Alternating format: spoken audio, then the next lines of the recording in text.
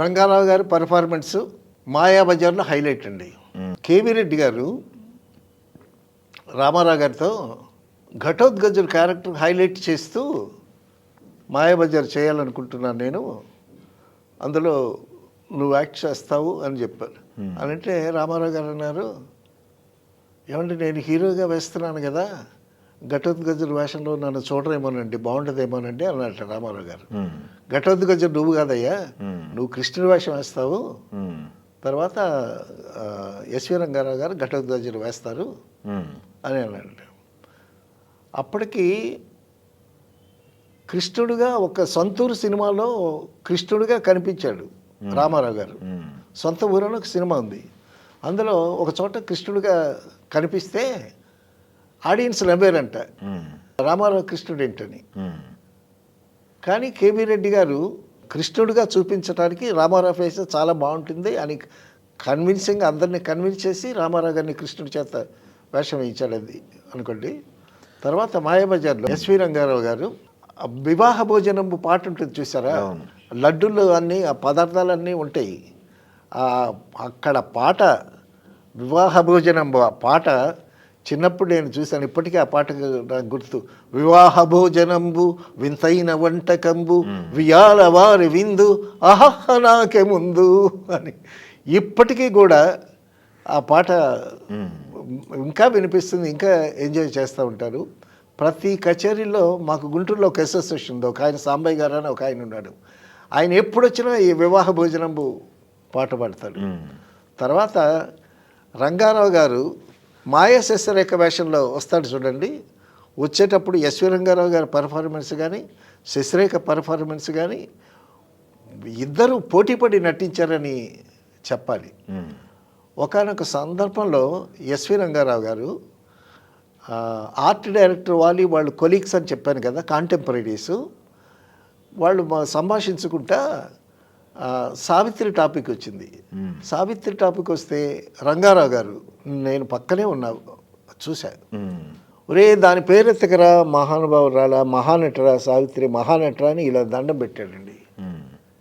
SV రంగారావే మహానటుడు, Savitri గురించి అలా అంత బాగా చెప్పాడేంటని నేను బిత్తరపోయి తర్వాత సావిత్రి గారు యాక్ట్ చేసినటువంటి సినిమాలు చూస్తూ ఉంటే రంగారావు గారు అన్న మాట జ్ఞాపకం వచ్చింది.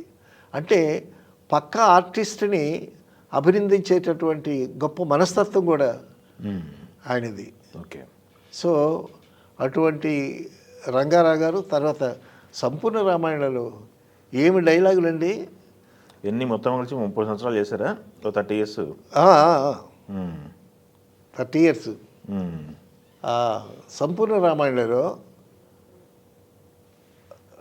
రావణుని అంగదుడు హెచ్చరిస్తాడు, నువ్వు సంధికొచ్చావా నువ్వు అని అడుగుతాడు.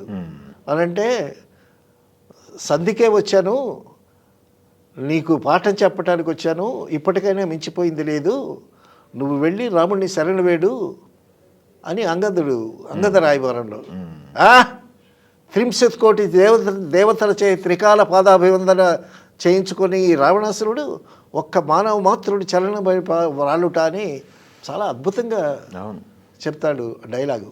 ఆ డైలాగు త్రో వాళ్ళు విసురు, భానుమతి ఎలాగైతే కొంచెం డైలాగ్ అలా విసురుతుందో అది కొంచెం అతిగా ఉంటుంది, ఇది మాత్రం చాలా న్యాచురల్గా ఉంటుంది. పక్కన సంపూర్ణ రామాయణంలో ప్రత్యేకంగా ఆరుద్ర గారు, ముళ్ళపూడి వెంకటరమణ గారు కూర్చుని ఆయన డైలాగులు మాత్రం సెపరేట్గా డిజైన్ చేశారు. ఆ సంపూర్ణ రామాయణ సినిమాలో ఆయన డైలాగులు చాలా హైలైట్గా ఉంటాయి. రంగారావు గారు నాకు తెలిసి ఒక 30 సంవత్సరాలు చేశారు కదా, ఎన్ని సినిమాలు ఉంటాయండి? నంబర్ ఆఫ్ ఫిల్మ్స్ తక్కువే, ఎందుకంటే నెలకి 10 రోజులు 15 రోజులు కదా పనిచేసేది ఆయన. ఓకే, అల్లూరి సీతారామరాజులో ఒక క్యారెక్టర్ ఎస్వి రంగారావు గారు చేయాల్సింది, అప్పుడు బాలయ్య గారిని వేయించారు. ఓకే, సో ఆయన చేసినవి తక్కువ సినిమాలు అయినా సరే చాలా అద్భుతమైనటువంటి సినిమాలు. సో ఇప్పటికీ ఆయన గురించి, ఆయన పెర్ఫార్మెన్స్ గురించి అటువంటి నటుడు మళ్ళీ మనకి తెలుగు చిత్ర పరిశ్రమకి దొరకడు. 74 చనిపోయేటప్పటికి 50 సంవత్సరాలు 55 సంవత్సరాలు. అవునవును, 55 సంవత్సరాలు. అవును. ఓకే. సో రంగారావు గారు చనిపోయేటప్పుడు అప్పటికి మేము మెడ్రాస్లోనే ఉన్నాము. నేను కూడా వెళ్ళి చూశాను. ఆయన చూస్తే అలా నిద్రపోతున్నట్టున్నాడు ఆయన. ఆయన డెత్ కూడా ఏదైనా అటువంటి నటుడు, మంచి వ్యక్తి, నిర్మోహమాటంగా మాట్లాడేటటువంటి వ్యక్తి, ఎదుటి వాళ్ళ టాలెంట్ని కూడా అభినందించేటటువంటి మంచి మనసు ఉన్నటువంటి నటుడు, వ్యక్తిగా కూడా చాలా గొప్పవాడు.